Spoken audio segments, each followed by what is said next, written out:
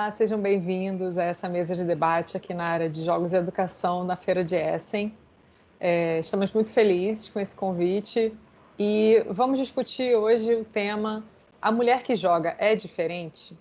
Porque existe um estereótipo ainda que está melhorando, mas que os jogos de tabuleiro seriam coisa de nerd ou coisa de algo mais masculinizado, em que poucas meninas são vistas jogando ou são estigmatizadas, enfim. Então, nós estamos aqui como pesquisadoras e jogadoras de jogos de tabuleiro para conversar sobre esse tema.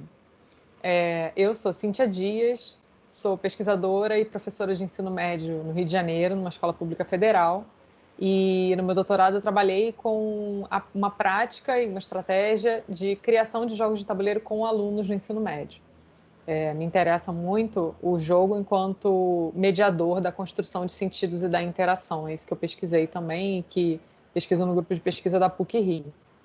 Estou aqui também com a Daniela e a Thaís. Vou pedir que elas se apresentem agora. Daniela.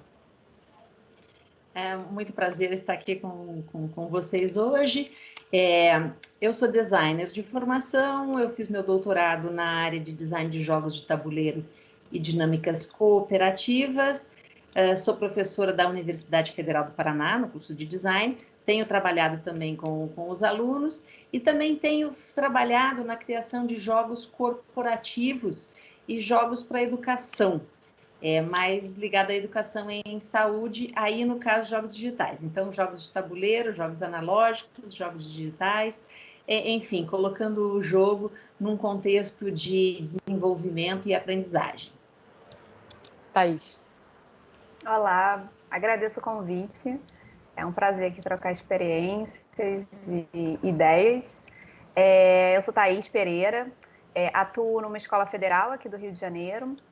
Tem um projeto de extensão chamado Filosofia na Construção de Jogos, que trabalha coletivamente produção de jogos com professores e alunos, especialmente jogos de tabuleiro, e tem um projeto de pesquisa de jogos como produto educacional. Então, o meu interesse de jogos também está ligado a essa ideia da construção de produtos educacionais alternativos aos livros didáticos no ensino médio. Beleza, obrigada, gente. Também estou muito feliz aqui com o convite. A gente vai discutir então esse tema, a mulher que joga é diferente?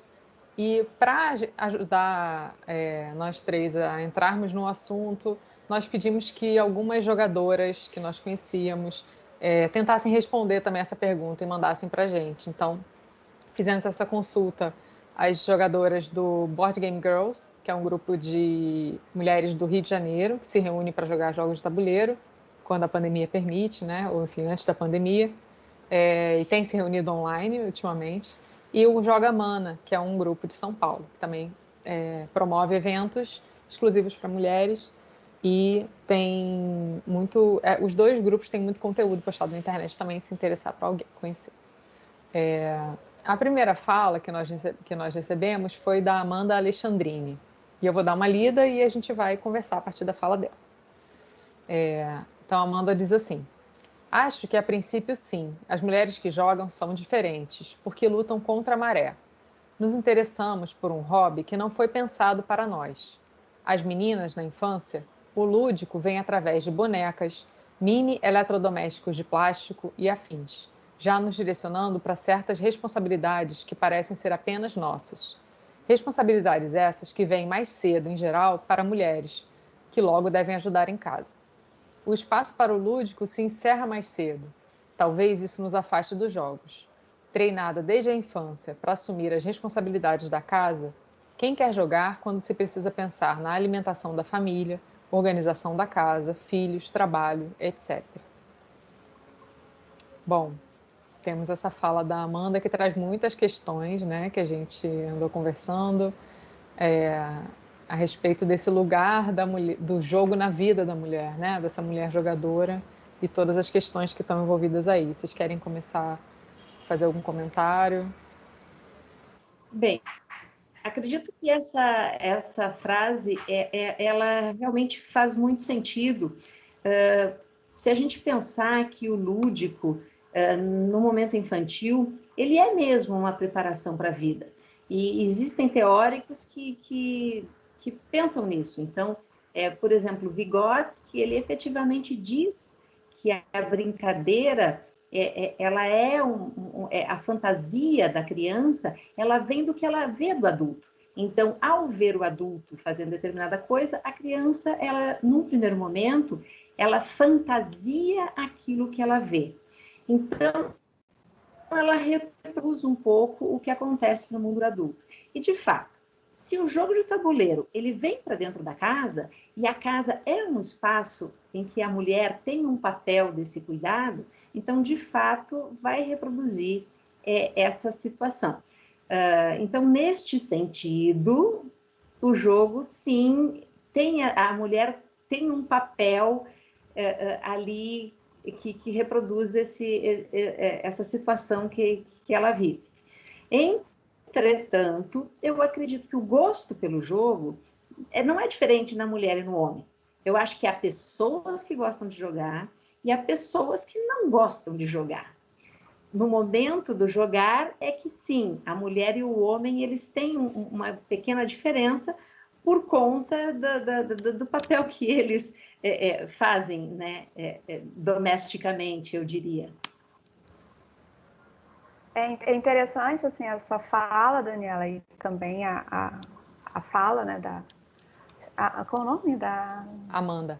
Da Amanda, assim, que são bastante provocadoras, porque apontam para uma ideia de que o jogo ele não pode ser pensado fora do contexto em que a gente vive, né?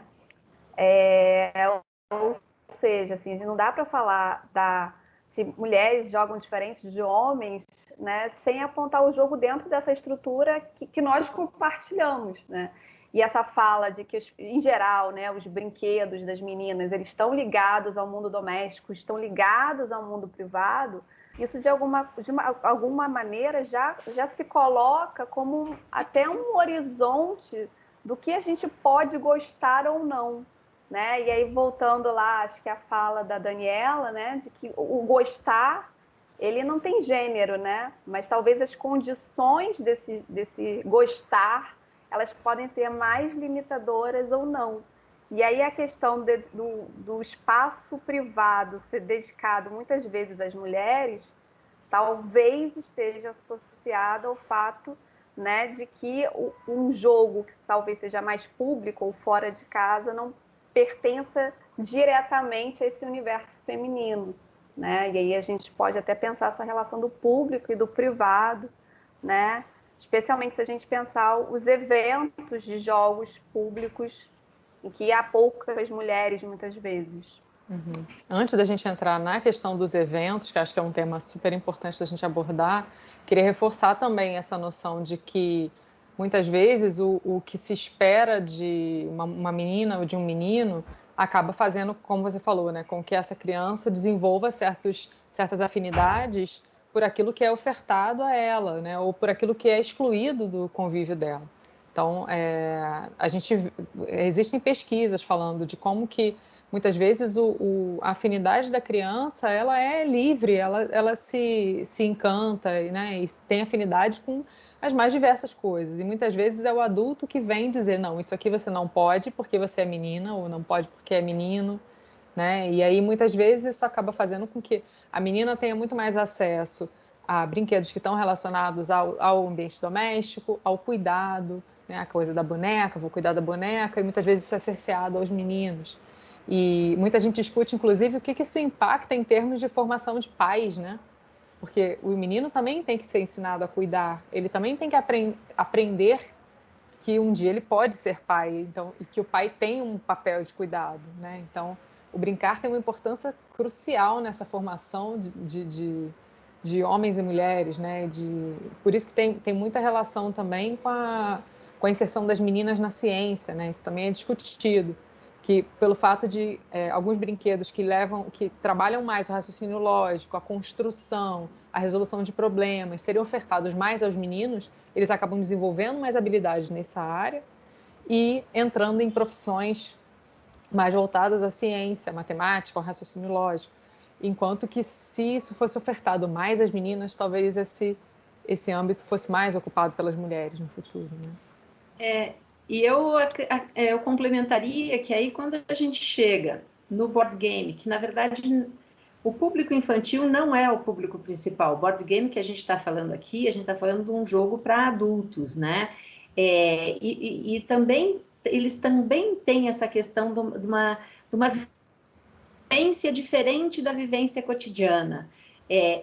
Agora eu já estou partindo para uma outra perspectiva. Eu digo assim, a gente pode experimentar ser explorador, a gente pode experimentar ser médico, a gente pode experimentar ser até alienígena num jogo de tabuleiro. Mas uma vez que existe um berço aí que tem essa dimensão masculina, se é que é adequado falar desse jeito, é óbvio que ele também vai passar para esses outros níveis. Então, nesse sentido, a mulher fica um pouquinho de fora. Mas agora, se a gente olhar por esta outra perspectiva que eu acabei de dizer, de que é experimentar outros mundos, neste sentido, o jogo é muito estimulante. Ele é estimulante para a gente viver situações, simulações, viver o outro. E isso também é uma coisa muito legal. Então, se a gente tem um pouquinho de limitação, talvez espacial, no campo da imaginação, o jogo ele seduz muito. E aí, de novo, repetindo, eu acho que ele seduz igualmente meninos, meninas, homens, mulheres, as pessoas de forma geral. Sobre os eventos, a gente verifica, né, eu tenho contato com mulheres que organizam eventos voltados para mulheres, né, e elas já deram entrevistas nesse sentido. Têm sido feitas algumas pesquisas mais informais também, de que é o que você falou, né, o gosto ele vai depender do sujeito, não depende tanto do gênero, né, mas talvez as condições, né, de fruição, tanto aquilo que vai ser disponibilizado quanto o espaço, né, isso é uma questão que a gente também pensou em trazer. Quais são as condições que a jovem ou a mulher vai ter de eventualmente frequentar um evento. Como ela vai se sentir ao chegar lá e ver que muitas vezes é um espaço predominantemente masculino. Será que ela vai ter companhias, né? Outras colegas e amigas que vão querer isso? Está mudando aos poucos, mas ainda, para muitas mulheres, isso é uma barreira. Aí eu acho que é muito bem-vindo aqueles espaços que conseguem ser espaços meio neutros. Em Curitiba, há 2 anos atrás, abriu um espaço de jogos muito bacana, só que acabou fechando por conta da pandemia. E como ele era um café, então ele atendia todos os públicos. Então, assim, eu acho que também tem os eventos e tem esses espaços públicos. Particularmente em Curitiba, nós ganhamos um espaço muito interessante, que todo tipo de pessoas estavam ali, em termos de idade, em termos de gênero, em termos de colegas. A afinidade era o jogo mesmo. Mas aí, neste momento, a pandemia acabou por fechar esse local. Eu espero que depois de tudo isso passado, ele possa ser reaberto para que a gente possa voltar a compartilhar um espaço que essas barreiras não estão definidas. Então, talvez, assim, uma das questões principais, né, para talvez dar uma resposta a essa questão é pensar nos espaços formativos, talvez, né, botando assim, colocando isso de uma forma muito ampla, né, espaços formativos que permitam esse aprendizado do gosto. Perfeito. Né? Então, seja o evento, seja esses espaços públicos, seja a escola, né? Talvez são esses espaços, eles podem fomentar,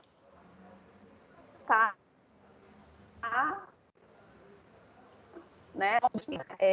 E daí a importância, talvez, desses lugares para pensar essa igualdade de gênero no jogo, né? Tem uma questão também, quando a gente fala de ir porque o jogo de tabuleiro ele tem essa dualidade, né? Ele é muito característico do espaço privado, mas existe essa característica hoje, né, da cultura do jogo de tabuleiro, já há alguns anos, desses eventos, né, desses locais públicos em que você vai jogar. Porque também o jogo de tabuleiro ele é um hobby, né, uma forma de lazer, que para você adquirir ele é um produto caro.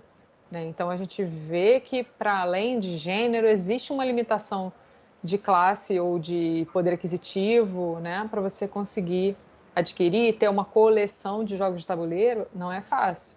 Então, esses eventos e esses espaços já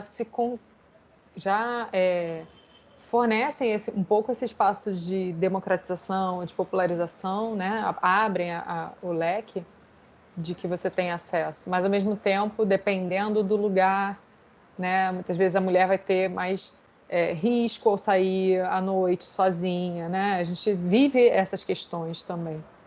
Então, talvez essa seja mais uma barreira, né, para além existe um evento ou existe um trabalho, ou um local público, mas dependendo de onde ele é, ou de que horas o evento acontece, ou de que condições o evento oferece, a participação das mulheres também fica limitada, né? E aí eu lembro da questão das mães também, das mães que jogam e que precisam de um suporte, né, para levar seus filhos para jogar, ou, enfim. Não sei se Thaís quer comentar, que eu sei que ela é mãe e joga também. Se a gente pensa em espaços democráticos, é interessante, porque as mães não necessariamente precisam jogar jogos infantis, né? É claro que elas compartilham com os filhos do lazer, e isso envolve jogos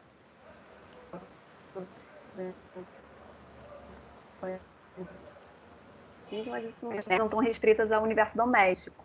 Então, eventos que que propiciem, né, a atuação de mulheres, mães, e que haja suporte, ou que haja, né, um espaço em que a criança também se sinta acolhida, né, porque uma mãe não vai jogar feliz num evento em que a criança, enfim, não está se sentindo confortável, né?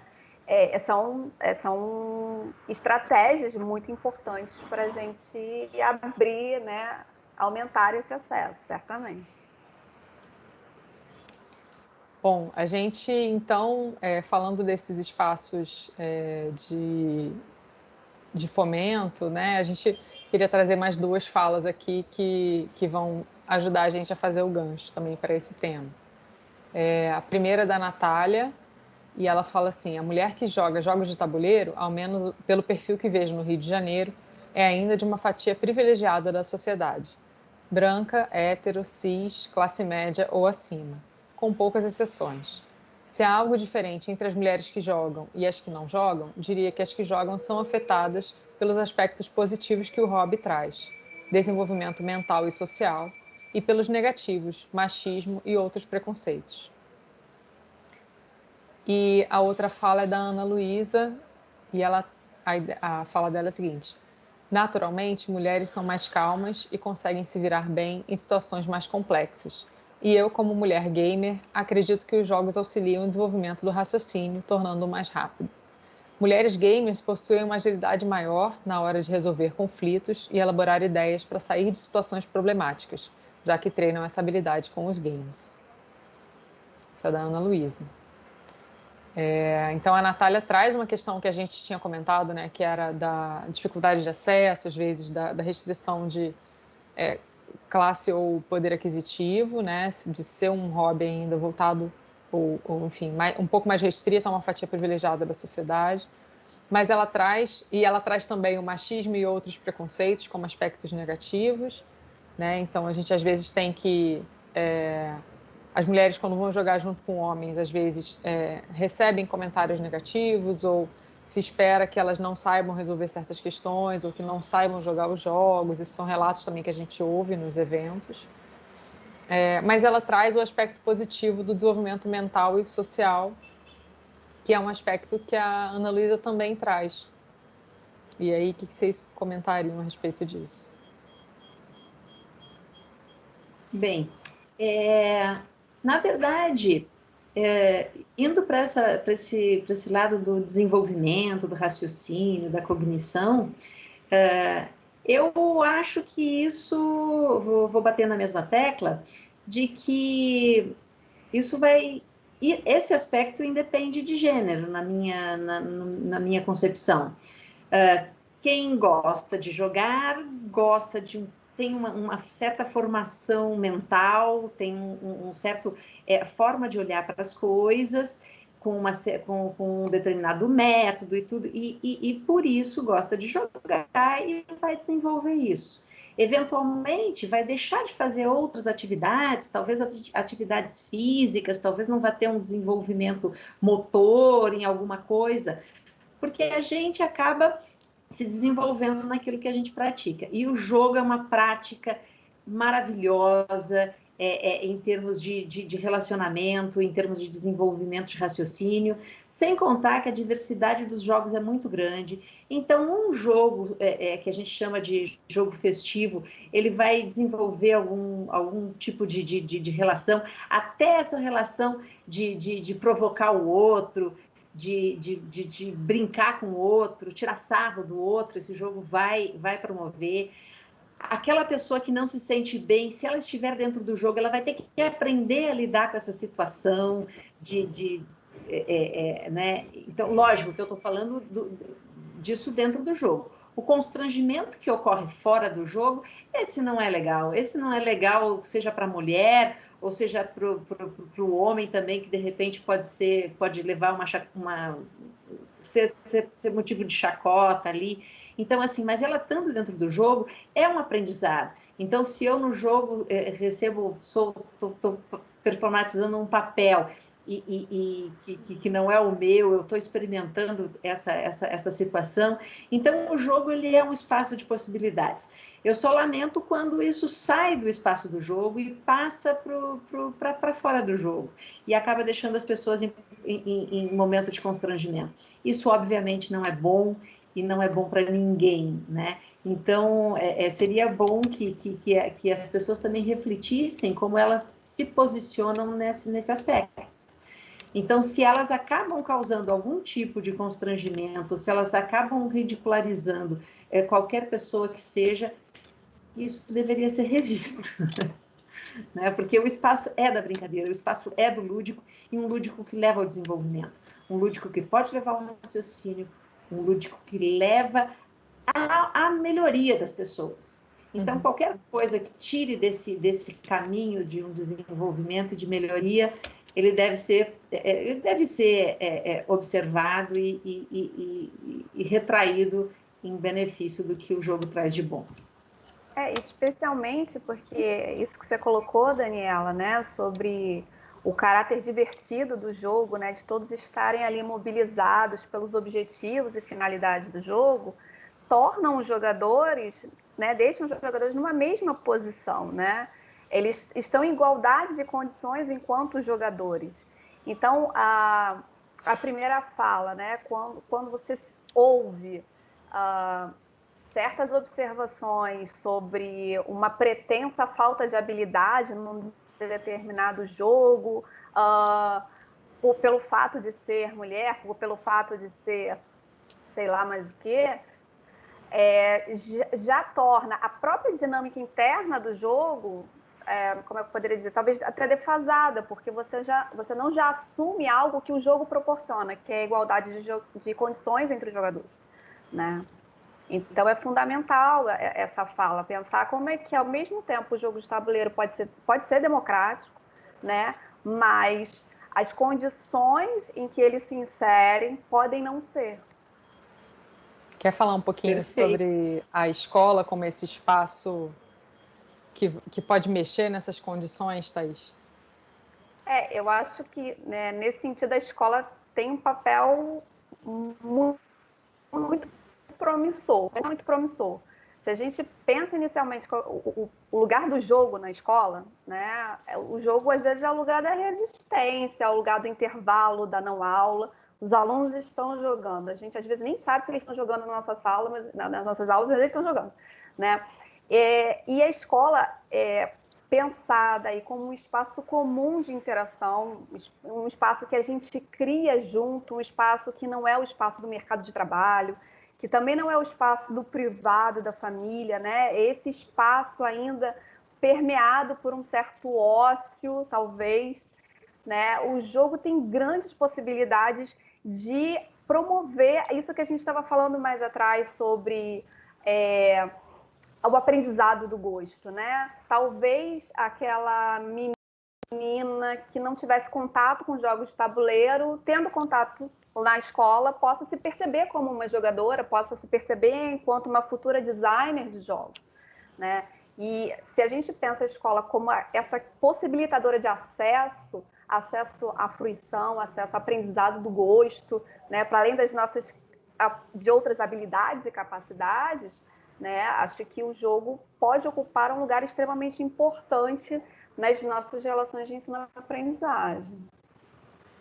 Eu acho isso fundamental, porque a escola, se a gente pegar as disciplinas da escola, matemática, português e tudo mais, a pessoa, a criança, o jovem e mesmo o adulto, ele vai se desenvolver, ele vai conhecer todo esse leque de possibilidades e alguns vão tocá-lo mais profundamente, ele vai se desenvolver. Então, alguns vão gostar de matemática, outros vão gostar mais de língua portuguesa e por assim vai. Só que todas essas disciplinas, elas têm um certo rigor, tem uma orientação que vem de instituições e tudo mais, elas ajudam muito a desenvolver, só que elas não conseguem lidar com alguns aspectos, como a emoção, né? Como a interação. Então, o jogo, eu acho que dentro da escola, ele é tão neutro quanto as disciplinas, só que ele traz esses quesitos que as disciplinas não dão conta. As disciplinas, elas estão muito no âmbito da razão. Então, ela tá no espaço do logos, a logosfera que reina nas disciplinas.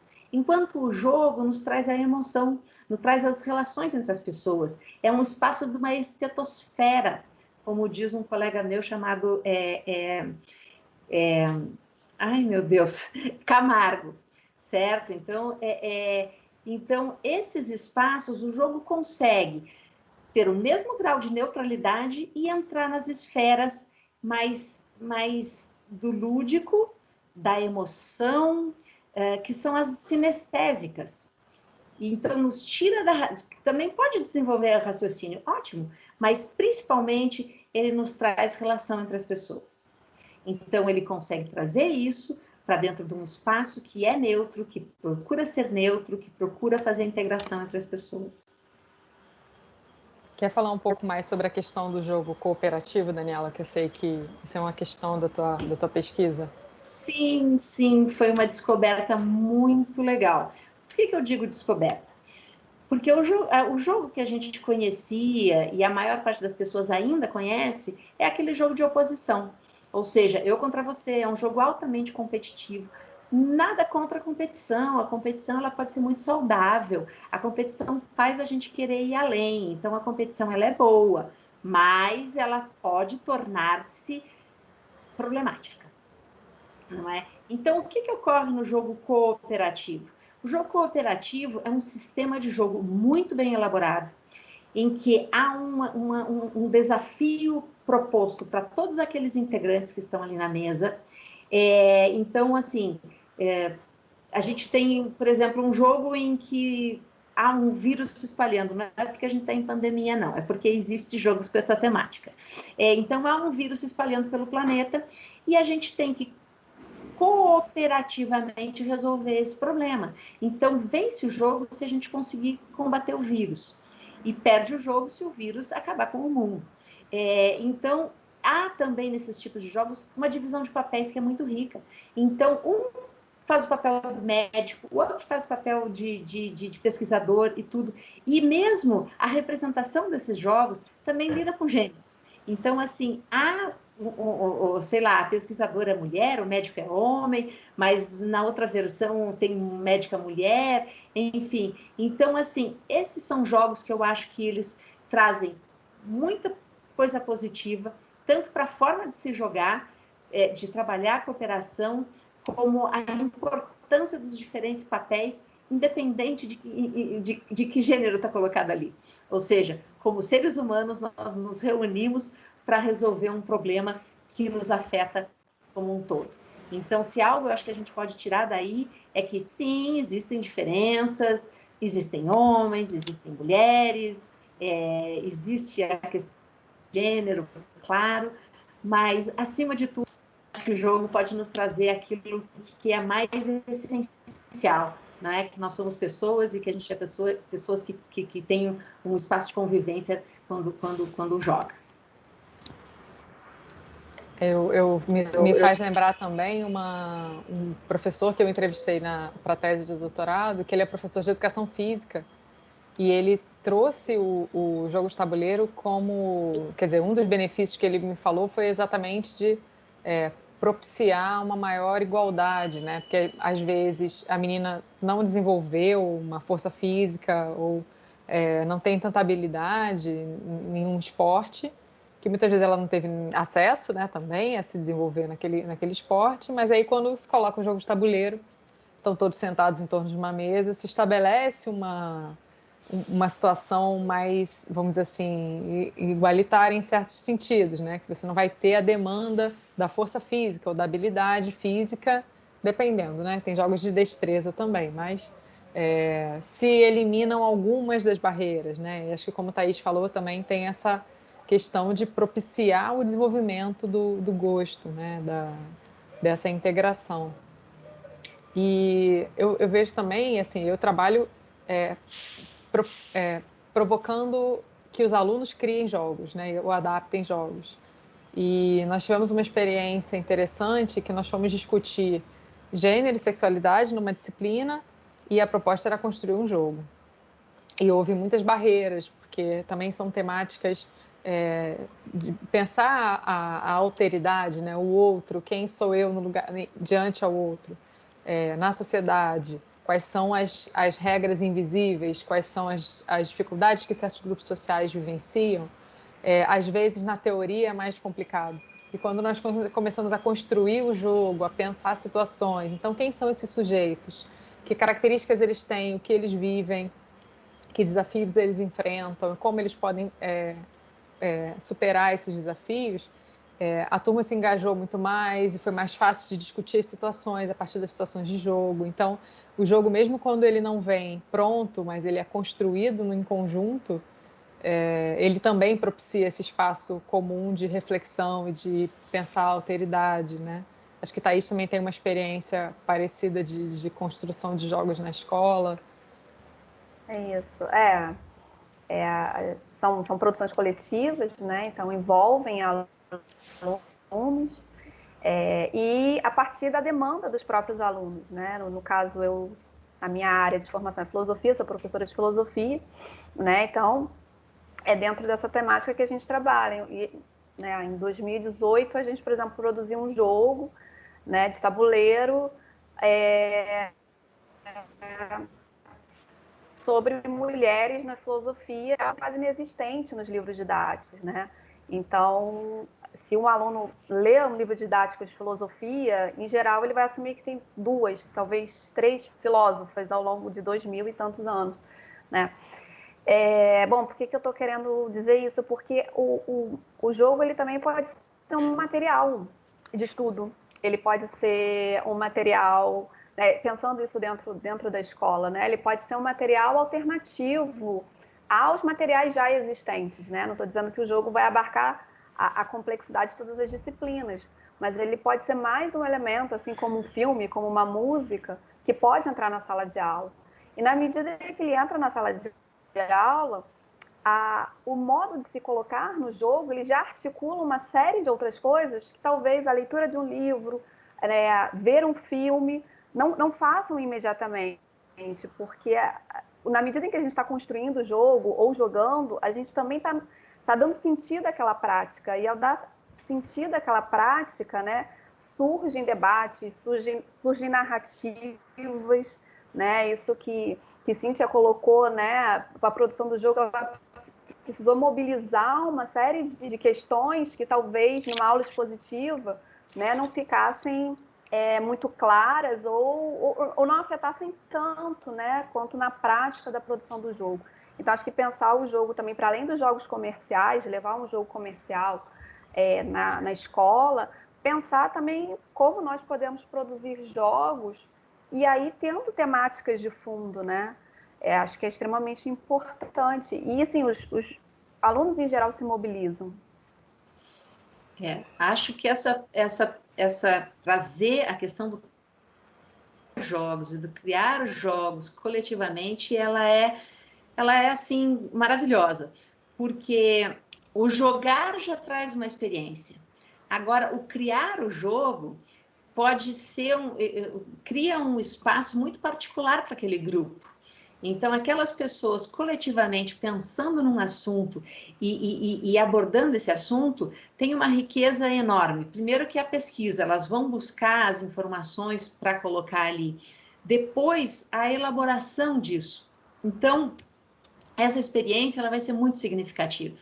E eu acho que aí dá para trazer, assim, já que a gente provavelmente está se encaminhando para o fim, né, dessa nossa conversa, aquela máxima da Cat Salen e do Eric Zimmerman, né, de que o jogo é uma experiência lúdica significativa. Ou seja, criar um jogo é dar um significado a uma experiência. Então, a prática da criação de jogos, ela, com certeza, ela pode levar o ensino a um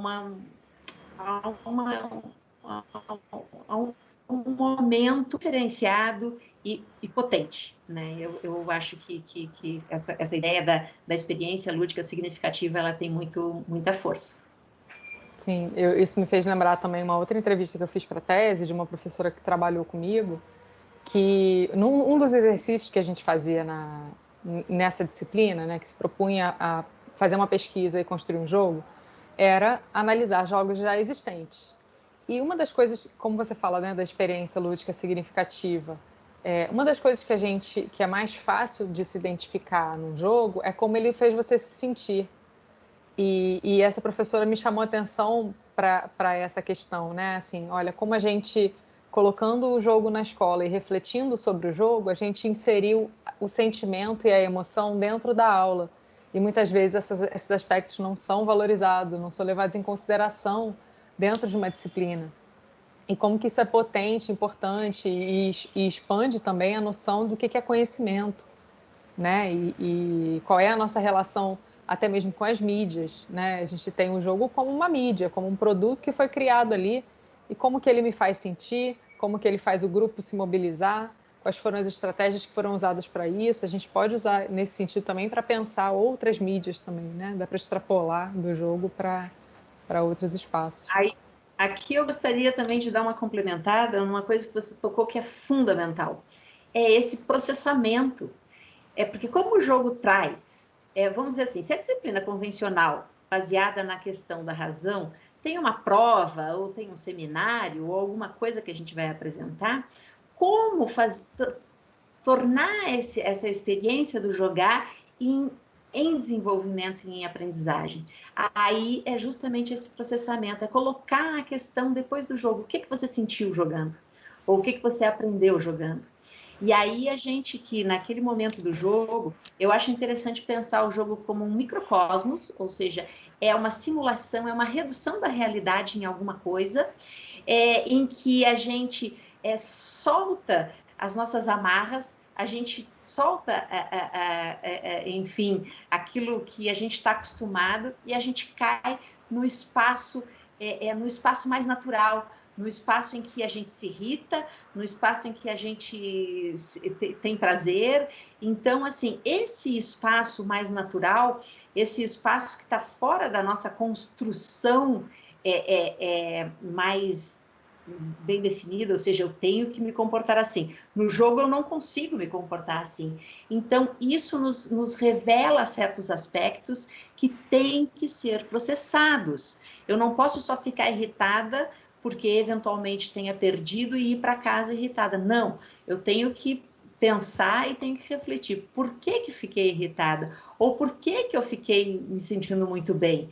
Então, esta reflexão é fundamental. Eu acho que usar o jogo, ele é maravilhoso, mas processar o que aconteceu, as nossas emoções, as nossas reações, as nossas interações, é assim, é o máximo, né? É a cereja do bolo quando a gente usa jogos na educação. E é interessante porque, assim, né, ela fala de vocês, a gente provoca, talvez, pelo menos, perceber pelo menos 2 deslocamentos, né, do jogo na sala de aula. Né, o primeiro, o jogo, ele traz aquele espaço da não aula para aula, né, em que as emoções, os sentimentos, né, a gente tem mais espontaneidade de se colocar, talvez, acho que o jogo proporciona isso. E, ao mesmo tempo, né, esse deslocamento, voltando lá para a nossa questão, né, inicial, né, esse deslocamento ele está acessível, né, e na medida em que está acessível, ele pode ser compartilhado por meninas, né, independentemente de gênero e sexualidade. E até mesmo isso que a Daniela falou, né, sobre se permitir refletir sobre as reações, sobre os sentimentos, né, é um processo formativo também, né? Então, o jogo, esse aqui é o momento da diversão em contraposição a todos os momentos de sofrimento do ensino-aprendizagem. Não, né? Ele é um material que pode ser utilizado, bem utilizado, e pode efetivamente contribuir para a formação, né, dos nossos estudantes, das nossas estudantes. Isso é muito importante. Perfeito. E essa questão que vocês trouxeram também da miniaturização de um sistema da vida real, né? Uma das coisas que me atrai muito no jogo de tabuleiro, que é justamente você destacar certos aspectos para que eles possam ser simulados e experimentados ali num ambiente seguro, reduzido, né? Destacado mesmo, né? E, enfim, e como que esse espaço também é potente para a gente, enquanto professores e alunos, como espaço de expressão, né? De falar sobre coisas que muitas vezes não estão sendo faladas, como a Thaís falou, né? Do livro de filosofia, das mulheres na filosofia. A gente faz jogos lá na escola sobre o SUS, como é que o SUS funciona, que muitas vezes é um saber que não é acessível também à população, que, né, muitas vezes, dependendo de qual geração você nasce, o SUS já existe. De onde que surgiu? Por que que existe?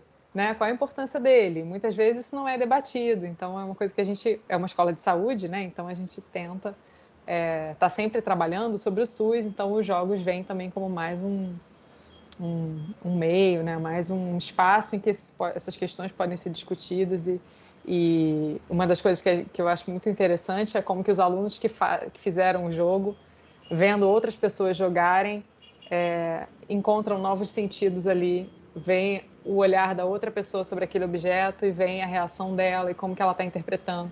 Esse exercício também nem sempre é feito na escola, porque muitas vezes o aluno só apresenta para o professor e o professor é o único que dá o feedback, né? É aquele lugar da avaliação, do saber, do certo.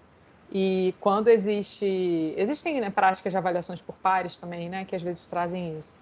Mas esse movimento de produzir algo que vai promover uma experiência para alguém e ouvir essa experiência também exercita essa alteridade. Né?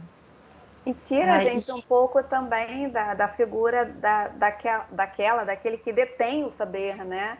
Porque uma produção coletiva de jogos, você aprende junto, fazendo, né? Não tem o professor que sabe demais, os alunos que vão, enfim, absorver conhecimento, né? A prática coletiva, ela supõe que somos todos pesquisadores querendo resolver algo, né?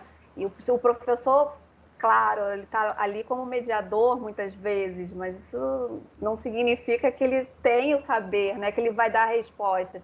E eu acho que talvez isso, né, pensando na experiência coletiva de produção, eu acho que essa é uma das coisas que mais me deixam satisfeitas, assim, né? Eu fico mais satisfeita nesse processo, assim, de estar com os meus alunos enquanto pares, a gente precisa montar um jogo e resolver a mecânica e dizer que tema, e isso precisa ser significativo para aquele que vai jogar, né? Então, eu acho que a gente também sai um pouco da cena também, isso é muito bom.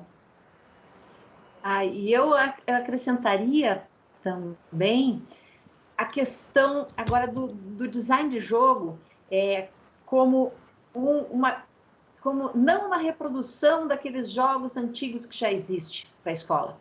Então, não adianta a gente pegar o jogo da trilha, não adianta a gente pegar aqueles jogos antigos e só reproduzir com um conteúdo. Não é assim que a gente consegue a experiência significativa. Então, a gente tem que pensar com os alunos também a mecânica do jogo. Então, assim, a ideia conteudista não é o caminho adequado para se fazer jogo na sala de aula. Não é só pegar um conteúdo e colar numa mecânica antiga. É pensar também esse modo como vai ser jogado. Então, eu acho que esse é outra coisa. Esse é um tropeço que acontece muito na área de educação, achar que é só colar um conteúdo no jogo. Não. Essa criação que a gente faz com os alunos não é isso. Essa criação que a gente faz com os alunos, ela é muito mais profunda do que isso. Então, o conhecer jogos, provavelmente o público que nos assiste é um público de jogadores e jogadoras. E este público pode sim criar essa experiência. A gente precisa desse repertório, a gente precisa conhecer esse universo dos jogos de tabuleiro. Então, quem fica só limitado àqueles jogos está perdendo uma oportunidade de efetivamente trazer algo significativo para a sala de aula.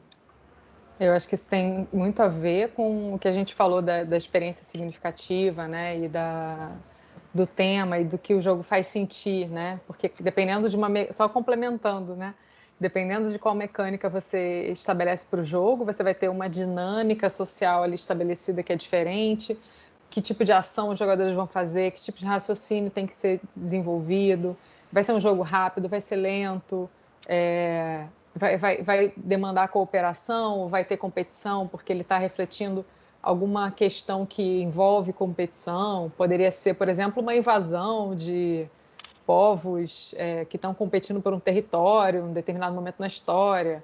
E aí, claro, você vai ter uma dinâmica competitiva, né? Mas se você está falando de um outro tema, por exemplo, tem um jogo sobre violência contra a mulher da Universidade de Brasília, que ele é um jogo cooperativo porque ele busca justamente promover comportamentos ou reflexões sobre a cooperação, né? Então, acho que tem a ver com isso que você trouxe agora também. Acho que é super importante, é um destaque assim, fundamental realmente para a gente trabalhar jogo na escola.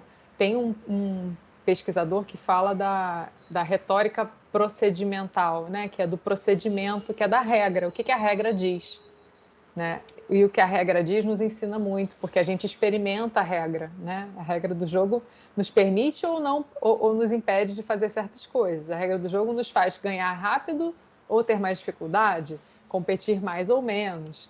Então, explorar como as regras promovem, como a Thaís falou, narrativas também, né? Formas de contar uma história, como as regras promovem dinâmicas sociais. Isso é fantástico, é um mundo de possibilidades de significação. Acho que a gente tem que se encaminhar para o encerramento. Eu queria saber se vocês querem fazer alguma observação, puxando aquele fio lá do início, se a mulher que joga é diferente e desse espaço que a gente identificou como um espaço potente, né, na escola, para eventualmente mexer com essa diferença ou talvez com as diferentes possibilidades. Talvez a mulher que joga ser diferente seja no sentido, a mulher que joga é aquela mulher que descobriu que gosta de jogar e que para ela vai aos espaços de predominância masculina porque ela está motivada por algo que ela gosta. Então, assim, ela não vai ficar milindrada ou recuar, porque aquele espaço tem mais homens. Se ela gosta de jogar, ela vai se fazer presente nesse espaço. E o jogo na sala de aula, ele tem essa qualidade de que ele está num ambiente que já é neutro, que já não faz essa distinção, Então, ele pode explorar isso da melhor forma possível. E aí, para fechar o que eu tinha falado há pouco, a questão do conteúdo, que não estava na nossa pauta inicial, mas ela acabou vindo aqui na nossa reflexão, que é assim, quando a gente atribui um conteúdo no jogo, esse conteúdo vai pegar na tangente só. Agora, se a gente constrói um jogo com os alunos, o conteúdo vai ser a essência que esses alunos vão ter que buscar. Ele pode até não estar presente na hora de jogar, mas os alunos precisaram buscar esse conteúdo para confeccionar esse jogo. Então, o jogo, ao ser jogado, ele revela, ele emerge emoções, mas o jogo, ao ser confeccionado, ele exige essa busca de conteúdo. Então, produzir jogos e jogar jogos pode ter um benefício muito positivo para a nossa escola. Acho que voltando, né, o início da nossa conversa, acho que primeiro é pensar que eu acho que eu concordo com a primeira fala da Amanda, se há uma diferença entre homens e mulheres, é porque talvez o acesso não seja o mesmo para homens e mulheres, né? Talvez a gente não pode assumir que as mulheres gostam menos de jogo ou gostam de tipos de jogos porque elas não estão presentes em eventos públicos. Talvez é uma questão para a gente pensar como esses eventos públicos são construídos, né, para acolhimento das diferenças. E eu acho que isso tem muito a ver com o que a gente já falou mais já para o meio, final da conversa, sobre o lugar da escola. Talvez, né, a escola ela possa, de alguma maneira, propiciar espaços de formação do gosto, né, mais democráticos. Né? Claro, isso não, assim, pode propiciar, né? Não significa que o jogo é a salvação de tudo, porque a desigualdade entre homens e mulheres, a desigualdade de gênero é uma questão estrutural, mas a escola também é o lugar de lutar contra essas desigualdades, né? Então, nesse sentido, acho que promover jogos e inclusão é uma forma também da gente resistir a essas desigualdades. Muito bom. Eu concordo plenamente. Eu acho que também a gente fazer esse tipo de conversa, né, falar sobre essas questões e refletir como a gente está usando o jogo de tabuleiro na escola, se a gente está reproduzindo estereótipos ou se a gente está quebrando, ajudando a que os alunos mesmos reflitam, né? Tem um exemplo da pesquisadora Mary Flanagan, que ela coloca a amarelinha na escola e começa a discutir se é um jogo de menina ou de menino, e os alunos trazem que a maior parte acha que é de menina, e ela traz imagens históricas com meninos jogando. Talvez porque era um jogo externo, não sei exatamente qual era o motivo, mas eram figuras antigas, né, históricas. E ela propõe que os alunos construam amarelinhas que seriam super femininas, super masculinas, e usa para discutir os estereótipos. Então, para além de a gente proporcionar espaços mais democráticos, a gente pode usar o jogo para discutir também esses estereótipos, né, e para formar jovens que cresçam com cabeças mais abertas, né, e mais inclusivas e mais democráticas. Então, enfim, e que lutem por espaços mais inclusivos e mais democráticos. Enquanto isso, nós temos que lutar por esses espaços, e eu queria só valorizar e ressaltar a importância dos eventos que são voltados para mulheres, sejam eventos mistos, como existe Lady Lúdica aqui no Rio de Janeiro, mas que é todo construído e todas as monitoras são mulheres, ele é todo voltado para a construção de um espaço seguro. Existe o Se Joga, que é voltado para a população LGBT, QIA+, e o Board Game Girls e o Joga Mana, que são do Rio, de São Paulo, que são eventos exclusivos para mulheres. Tem outros também, mas assim, só queria mencionar também uma iniciativa que foi criada pelas meninas do Joga Mana, que é Liga Brasileira das Mulheres Tabuleiristas, que eu acho que é um trabalho que vale sempre a pena ser mencionado, que foi criado esse ano, na intenção de reunir mulheres relacionadas ao mundo dos jogos de tabuleiro.